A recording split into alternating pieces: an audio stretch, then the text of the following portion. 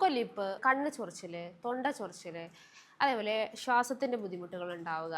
ഇത് കുട്ടികൾക്ക് ഈ നേസൽ പോളിപ്പിൻ്റെ ഒക്കെ ഭാഗമായിട്ട് കാണിക്കുന്ന ലക്ഷണങ്ങളാണ്. അതിനോടൊപ്പം തന്നെ അവർക്ക് മൂക്കടഞ്ഞു പോവുക, ശ്വാസം എടുക്കാനുള്ള ഒരു ബുദ്ധിമുട്ടുകൾ ഫീൽ ചെയ്യുക.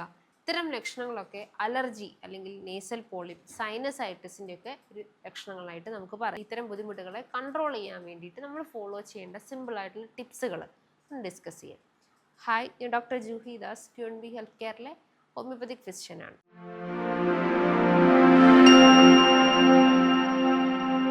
അലർജി എന്ന് പറയുമ്പോൾ നമ്മുടെ ശരീരം പലതിനോടും സെൻസിറ്റീവ് ആയിരിക്കും. ചിലപ്പോൾ ഒരു ഡസ്റ്റിനോടായിരിക്കാം, ചിലപ്പോൾ ഒരു എന്തെങ്കിലും ഈ മൈറ്റ്സ് അല്ലെങ്കിൽ ടിക്സ്, ചെള്ള്, അങ്ങനത്തെ ഇൻസെക്ട്സിനോടായിരിക്കാം. പലതിനോടും നമ്മുടെ ബോഡി സെൻസിറ്റീവ് ആയിരിക്കും. അത് വ്യത്യസ്ത രീതിയിലായിരിക്കും ശരീരം ലക്ഷണങ്ങളായിട്ട് കാണിക്കുന്നത്. പൂവിനോട് അലർജി ഉണ്ടെങ്കിൽ അല്ലെങ്കിൽ ഒരു ഡസ്റ്റിനോട് അലർജി ഉണ്ടെങ്കിൽ നമ്മൾ തുമ്മും. ഇപ്പോൾ നമുക്ക് എന്തെങ്കിലും ഫുഡിനോട് അലർജി ഉണ്ടെങ്കിൽ നമ്മളത് കഴിച്ച് കഴിഞ്ഞാൽ ശരീരം മുഴുവൻ ചണർത്ത് വീർത്തിരിക്കും, അല്ലെങ്കിൽ ശ്വാസത്തിൻ്റെ ബുദ്ധിമുട്ടുകൾ ഉണ്ടാവും. ഇപ്പോൾ എന്തെങ്കിലും ഇൻസെക്റ്റ് ആണെങ്കിൽ ഇൻസെക്റ്റ് ബൈറ്റ് ചെയ്ത് കഴിഞ്ഞാൽ ആ ഏരിയ ഭയങ്കര റെഡിഷ് കളറായിരിക്കും. അങ്ങനെ എല്ലാത്തിനോടും സെൻസിറ്റീവ് ആയിരിക്കും. പക്ഷേ ഇന്ന് റെസ്പിറേറ്ററി കംപ്ലയിൻറ്റ്സ് വളരെ അലർജിക്കായിട്ട് കോമൺ ആയിട്ടും കണ്ടുവരുന്നുണ്ട്. ഇപ്പോൾ കുട്ടികൾക്കൊക്കെ ആണെങ്കിൽ നേസൽ പോളിപ്പിൻ്റെ അകത്ത് ദശ വളരുന്നതിൻ്റെ ഭാഗമായിട്ട് ഈ മൂക്കൊലിപ്പ്, ജലദോഷം, കഫക്കെട്ട്, അതേപോലെ ശ്വാസം തിങ്ങുന്ന പ്രശ്നങ്ങൾ, മൂക്കടപ്പിൻ്റെ ബുദ്ധിമുട്ടുകളൊക്കെ കാണിക്കാറുണ്ട്. അതേപോലെ തന്നെ സൈനസൈറ്റിസിൻ്റെ ഇഷ്യൂസൊക്കെ ഉണ്ടെങ്കിൽ, ലൈക്ക് ഇപ്പം വായു അറകളിൽ ഈ കഫം കെട്ടിക്കിടന്നിട്ട് നമുക്ക് തലവേദന തോന്നും, തലയ്ക്കൊരു ഭാരം, പെരുപ്പ്, അതേപോലെ ഒരു ഓക്കാനം, ഛർദി, വായ്ക്കകത്തൊരു മെറ്റാലിക് ടേസ്റ്റ് ഫീൽ ചെയ്യുക, ശ്വാസത്തിൻ്റെ ബുദ്ധിമുട്ടുകളൊക്കെ അനുഭവപ്പെടാറുണ്ട്.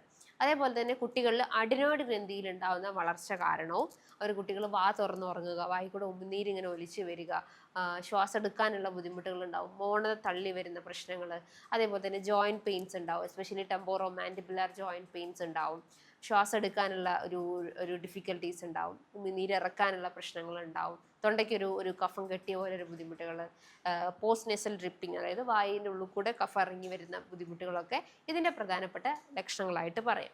ഇനിയിപ്പോൾ നമ്മൾ സ്കിന്നിൻ്റെ കേസ് നോക്കുന്ന സമയത്ത് അർട്ടിക്കേരിയൽ റാഷസ്, ഇപ്പം എന്തെങ്കിലും ചെള്ളോ അല്ലെങ്കിൽ എന്തെങ്കിലും ഇൻസെക്റ്റൊക്കെ ബൈറ്റ് ചെയ്ത് കഴിഞ്ഞാൽ, തേനീച്ചയൊക്കെ കുത്തിക്കഴിഞ്ഞാൽ ശരീരം ചെണർത്തിരിക്കില്ലേ, അതേ ടൈപ്പ് ഓഫ് അലർജിയാണ് ഈ അർട്ടിക്കേരിയൽ റാഷസ് അല്ലെങ്കിൽ ഹൈവ്സ് എന്ന് പറയുന്നത്.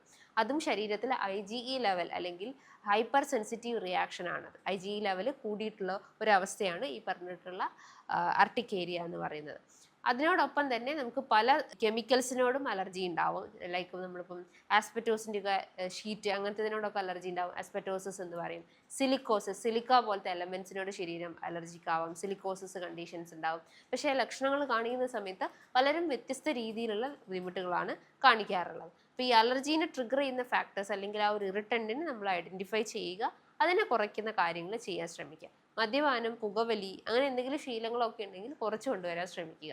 നന്നായിട്ട് മഞ്ഞൾ ഉൾപ്പെടുത്തുക, അതേപോലെ തന്നെ ഗാർലിക്, ഒനിയൻ കാര്യങ്ങളൊക്കെ നന്നായിട്ട് ഉൾപ്പെടുത്താൻ ശ്രമിക്കുക.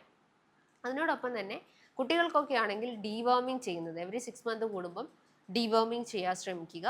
ചൂടുള്ള ആഹാരങ്ങൾ തന്നെ കഴിക്കുക. വയറിൻ്റെ ബുദ്ധിമുട്ടുകളൊക്കെ ഉണ്ടെങ്കിൽ അതും ഒരു അലർജിയാണ്, ലാക്ടോസ് അല്ലെങ്കിൽ ഗ്ലൂട്ടൻ ഇൻടോളറൻസ് എന്ന് പറയുന്നത്. അപ്പോൾ നന്നായിട്ട് ചൂടുള്ള പാനീയങ്ങൾ തന്നെ കഴിക്കുക, ചൂടുള്ള ആഹാരങ്ങൾ തന്നെ കഴിക്കാൻ ശ്രമിക്കുക. മധുരം ഒരു ഫെർട്ടിലൈസറാണ്, റെഡ്യൂസ് ചെയ്ത് കൊണ്ടുവരിക. നന്നായിട്ട് ഈ പറയുന്ന സാലഡുകൾ, എസ്പെഷ്യലി ലീഫി ഗ്രീൻ വെജിറ്റബിൾസ് ഒക്കെ നന്നായിട്ട് കഴിക്കുക. അത് ഇമ്മ്യൂണിറ്റി ബൂസ്റ്റപ്പ് ചെയ്യാൻ നല്ലതാണ്. നട്ട്സുകളും സീഡ്സുകളും ഡെയിലി ഉൾപ്പെടുത്തുക.